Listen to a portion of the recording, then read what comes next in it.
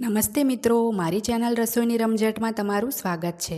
ઘણીવાર એવું બને છે કે આપણા ઘરમાં કોઈ જ લીલા શાકભાજી નથી હોતા, તો એવામાં શું બનાવવું એ પ્રશ્ન થતો હોય છે। તો એવામાં એકદમ ઓછા તેલમાં ઝટપટ આ મગની દાળનું નવું શાક તમે ટ્રાય કરી શકો છો। રોટલીઓ પણ ઓછી પડી જશે, એટલું ટેસ્ટી આ શાક લાગે છે। તો ચલો એને બનાવવાનું શરૂ કરીએ। તો એના માટે અહીંયા મેં 2 કલાક પહેલાં અડધા કપથી થોડી ઓછી એટલે કે 5 થી 6 ટેબલ સ્પૂન જેટલી પીળી મગની દાળ ધોઈને પલાળી દીધી હતી। દાળનો જો એક દાણો આપણે તોડીને જોઈએ તો સરસ 2 ભાગમાં એ તૂટે છે। તો હવે આપણે આ દાળનું બધું જ પાણી નિતારીને એક નાના મિક્સર જારમાં લઈ લઈશું। ખાસ તો આ જે દાળ છે એને આપણે પીસવામાં બિલકુલ પણ પાણીનો ઉપયોગ નથી કરવાનો, એ વાતનું આપણે ધ્યાન રાખવાનું છે। તો બધી જ દાળ મેં મિક્સર જારમાં લઈ લીધી છે। હવે એમાં આપણે અડધા ઇંચનો આદુનો ટુકડો ઝીણો સમારી ઉમેરીશું, સાથે જ 15 થી 16 લસણની કળી ઉમેરી દઈશું। અહીંયા મેં એકદમ નાની કળી લીધી છે, મોટી હોય તો 5 થી 6 જ લેવી। તો એકદમ સ્મૂધ આપણે આને પીસવાનું છે, અને પીસાઈ જાય તો આપણે એક બાઉલમાં એને કાઢી લઈશું। હવે એમાં આપણે સ્વાદ મુજબ મીઠું ઉમેરીશું અને 5 ચમચી જેટલી હિંગ ઉમેરી દઈશું। હવે સરસ વિસ્કરની મદદથી આપણે 1 મિનિટ માટે એને ફેંટી લેવાનું છે। અત્યારે તમે દાળનો કલર જુઓ તો એકદમ પીળો છે। 1 મિનિટ તમે એને ફેંટશો પછી આ રીતનો થોડો આછો પીળો કલર એનો થઈ જશે। તો આગળ ફરીથી આપણે એને ફેંટવાની જ છે। તો અત્યારે આપણે એક કડાઈની અંદર 2 ટેબલ સ્પૂન જેટલું તેલ લઈશું। તેલ ગરમ થાય એટલે એમાં એક નાનું તમાલપત્ર ઉમેરીશું, સાથે જ અડધા ઇંચનો તજનો ટુકડો અને 2 લવિંગ ઉમેરીશું। અડધી ચમચી મેથીના દાણા અને અડધી ચમચી જીરું પણ ઉમેરી દઈશું। હવે એમાં આપણે 1 ચમચી તીખું લાલ મરચું ઉમેરીશું, સાથે જ શાકનો કલર સારો આવે એ માટે 1 મોટી ચમચી કાશ્મીરી મરચું પણ ઉમેર્યું છે। 1 ચમચી ધાણા જીરું અને અડધી ચમચી હળદર ઉમેરી દઈએ। બધા જ મસાલાને બરાબર આપણે સાંતળી લેવાના છે ધીમા તાપે। મસાલા સતળાય પછી આપણે એમાં 3 મીડિયમ સાઇઝના ટામેટાની પ્યુરી ઉમેરીશું। 3 મીડિયમ સાઇઝના ટામેટાને મિક્સરમાં મેં ક્રશ કરી લીધા હતા। સ્વાદ પ્રમાણે ટામેટાની પ્યુરીના ભાગનું એમાં મીઠું ઉમેર્યું છે, અને બરાબર મિક્સ કરી આપણે ઢાંકીને 6 થી 7 મિનિટ આ પ્યુરીને ચડવા દઈશું, જેથી બિલકુલ પણ એમાં કચાશ ના રહે। જ્યાં સુધી પ્યુરીમાંથી તેલ છૂટું ના પડે ત્યાં સુધી એને આપણે ચડવા દેવાનું છે।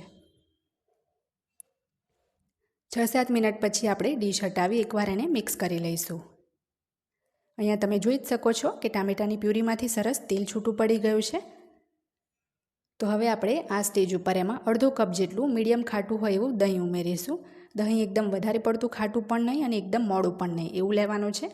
દહીં ઉમેર્યું છે તો સતત 1 મિનિટ આ રીતના એને હલાવતું રહેવાનું છે, જેથી દહીં ફાટી પણ ના જાય અને દહીંમાં જે ગાંઠ છે એ પણ ભાંગી જાય। તો 1 મિનિટ દહીં ઉમેરી અને મેં ઉકળવા દીધું છે આ રીતના। તો સરસ આ રીતના આપણું જે પ્યુરી છે ઉકળી જાય પછી આપણે એમાં 4 કપ જેટલું ગરમ પાણી ઉમેરીશું। બીજા ગેસ પર મેં સોસપેનમાં 4 કપ પાણી ગરમ કરી લીધું હતું। તો એ ગરમ પાણી આ રીતના ઉમેરીશું, જેથી કુકિંગ પ્રોસેસ બિલકુલ પણ અટકી ના જાય। હવે ફરીથી આ પાણીને આપણે ઉકળવા દેવાનું છે, અને આપણું આ પાણી ઉકળે ત્યાં સુધીમાં આપણે આગળની પ્રોસેસ જોઈ લઈએ। તો આપણે જે પહેલાં દાળની પેસ્ટ હતી અને એક વખત ફેંટી હતી, ફરીથી આપણે અમુક સેકન્ડ એને ફેંટી લઈએ, અને હવે આપણે એમાં 1 ચપટી જેટલો ખાવાનો સોડા ઉમેરીશું। 1 ચપટીથી સોડા આમાં બિલકુલ વધારે નથી ઉમેરવાનો। સરસ આપણે સોડાને મિક્સ કરી લઈએ। તો આપણી આ દાળની પેસ્ટ અહીંયા રેડી થઈ ગઈ છે। તો બીજી બાજુ જે આપણે પાણી ઉકળવા મૂક્યું હતું એ પણ 2 મિનિટ માટે સરસ ઉકળી ગયું છે। પાણી આ રીતના સરસ ઉકળતું હોય ત્યારે આપણે આ રીતના નાની નાની વડી મૂકીશું હાથથી। એક વાતનું અહીં ખાસ ધ્યાન રાખવું કે પાણી આ રીતના ઉકળતું હોય ત્યારે જ એમાં વડી મૂકવાની છે, નહીં તો જો પાણી બરાબર ઉકળ્યું નહીં હોય અને થોડું ઠંડુ પાણી હશે તો તેમાં તમે વડી મૂકવા લાગશો તો બધી જ વડી એકબીજા સાથે ચોંટી જશે। તો અહીં આ શાક 2 થી 3 વ્યક્તિને સર્વ થાય એટલી ક્વોન્ટિટીમાં હું બનાવું છું। તો બધી જ જે પેસ્ટ છે એમાંથી બધી જ નાની નાની વડી આપણે આ રીતના મૂકી દેવાની છે। તો બધી જ વડી મુકાઈ જાય પછી આપણે હળવા હાથે એક વખત એને મિક્સ કરી લઈશું। બહુ વધારે એને મિક્સ નથી કરવાનું, અને ઢાંકીને 5 મિનિટ માટે વડીને આપણે ચડવા દઈશું। સોડા ઉમેર્યો છે તો વડી આપણી જલ્દી ચડી પણ જશે અને સરસ ફૂલી પણ ગઈ છે। 5-1 મિનિટ થાય પછી આપણે પ્લેટને હટાવી દઈશું।